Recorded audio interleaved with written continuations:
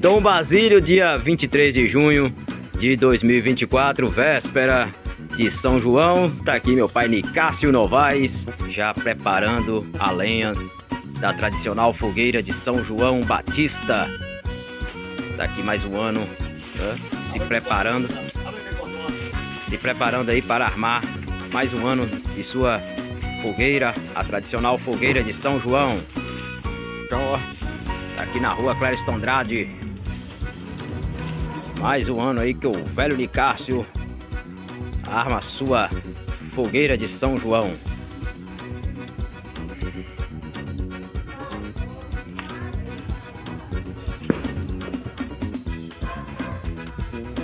Tá no rumo da porta não, viu, chefe?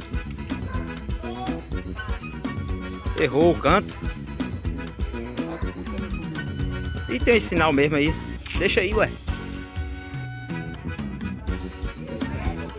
Aí já mudou de posição, não tá lá mais lá, tá no rumo da porta. Mantendo a tradição do nordestino.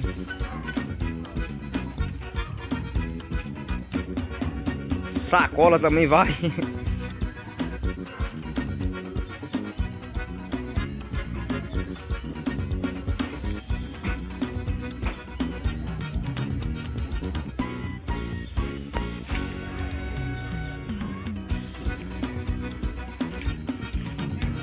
E de lambuja ainda fez ainda pra neta, ó. Que a neta quer porque quer fazer a fogueira dela.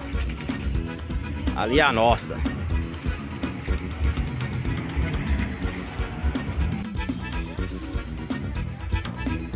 Rua Clériston Andrade, a galera aqui já armando suas fogueiras. A galera lá em cima lá já tá armando suas fogueiras. Ali o capitão já tá nos preparativos também. Já tem algumas ali armadas. Os vizinhos ali, a outra tá ali para ser armada também. É isso aí, viva São João Batista, hein?